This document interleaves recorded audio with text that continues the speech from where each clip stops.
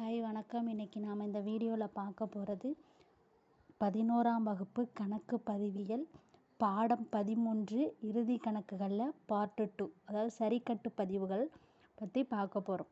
இப்போ அதில் பயிற்சி வினா 1. கீழ்காணும் சரிக்கட்டுதல்களுக்கு தேவையான சரிக்கட்டு பதிவுகள் தரவும்.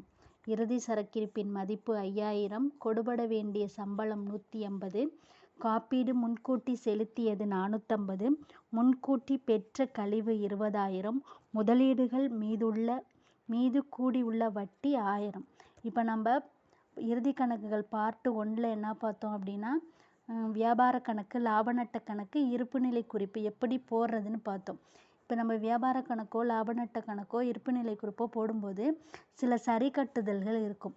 அந்த சரிக்கட்டுதல்கள் எப்படி போடுறது அப்படிங்கிறத பார்க்குறது தான் இந்த கணக்கு. இப்போ அதுக்கு நம்ம என்ன செய்யணும், அதை சரி கட்டுவோம். ஒவ்வொரு கணக்கு போடும்போதும் ஒரு அமௌண்ட்டோட கூட்டுறது கழிக்கிறதுன்னு நம்ம என்ன செய்வோம், சரி கட்டுவோம். இதில் என்ன செய்கிறாங்க, அதோட சேர்த்து கேட்காம தனியாக சரிக்கட்டு பதிவுகளை மட்டும் கேட்குறாங்க. எப்படி குறிப்பேட்டு பதிவுகள் சரிக்கட்டுக்கு போடுவீங்க அப்படிங்கிற மாதிரி கேட்குறாங்க. அதை எப்படி போடலாங்கிறத பார்க்கலாம். இப்போ பயிற்சி வினா 1ல் சரிக்கட்டு பதிவு. இப்போ அதில் தேதி எதுவும் கொடுக்கல, வரிசை எண் மட்டும்தான் கொடுத்துருக்காங்க. ஆனா ஆவணா ஈனாங்கிற மாதிரி. இப்போ நம்ம குறிப்பேடு பதிவு எப்படி போடுவோம், விவரம், தொகை அந்த மாதிரி தான் போடணும். இப்போ இறுதி சரக்கிருப்பு அப்படிங்கிறத நம்ம எதில் போடுவோம் அப்படின்னா, வியாபார கணக்கில் வரவு சைடு போடுவோம். இப்போ இறுதி சரக்கிருப்புக்கு என்ன சரிக்கட்டு பதிவு, அதாவது உங்கள் புக்கில் பார்த்தீங்கன்னா ஒவ்வொன்றுக்கும் ஒரு சரிக்கட்டு பதிவு அப்படிங்கிறத கொடுத்துருப்பாங்க.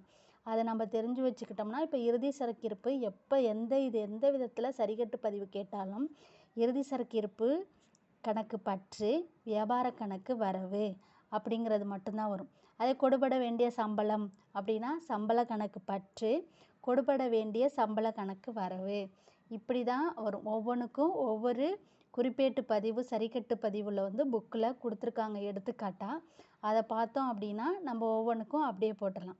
இப்போ ஃபஸ்ட்டு ஆனால் என்ன கொடுத்துருக்காங்க அப்படின்னா, இறுதி சரக்கிருப்போட மதிப்பு 5000.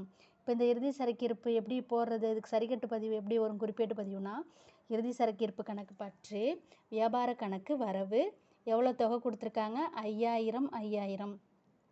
இப்போ இதில் என்ன எழுதுறது அப்படின்னா, இறுதி சரக்கிருப்பு கணக்கில் கொண்டு வரப்பட்டது. அடுத்தது 2வது என்ன கொடுத்துருக்காங்க, கொடுபட வேண்டிய சம்பளம் 150. இதில் சம்பள கணக்கு பற்று, கொடுபட வேண்டிய சம்பள கணக்கு வரவு 150 2 இடத்துலையும் போட்டிருக்கும்.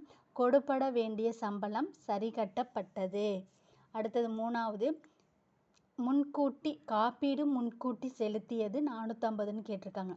காப்பீடு முன்கூட்டி செலுத்தியது கணக்கு பற்று, காப்பீட்டு கணக்கு வரவு 450. முன்கூட்டி செலுத்திய காப்பீடு சரி கட்டப்பட்டது. அதே மாதிரி முன்கூட்டி பெற்ற கழிவு கணக்கு பற்று, முன்கூட்டி பெற்ற கழிவு கணக்கு வரவு. இப்போ இதை எப்படி போடுறாங்க அப்படின்னா, முன்கூட்டி பெற்ற கழிவு சரி கட்டப்பட்டது, தொகை 20000. அடுத்தது முதலீடுகள் மீது கூடியுள்ள வட்டி கணக்கு பற்று, முதலீடுகள் மீதான வட்டி கணக்கு வரவு 1000. முதலீடுகள் மீதான கூடியுள்ள வட்டி சரி கட்டப்பட்டது. இப்போ இதை பொறுத்த வரைக்கும் நான் சொல்லும்போது நானாக சொல்கிற மாதிரி இருக்கும். ஆனால் புக்கில் ஒவ்வொன்றுக்கும் ஒரு சரிக்கட்டு பதிவு கொடுத்துருக்காங்க. அதை பார்த்தோம் அப்படின்னா நமக்கே இந்த கணக்கு ஈஸியாக புரியும். நன்றி.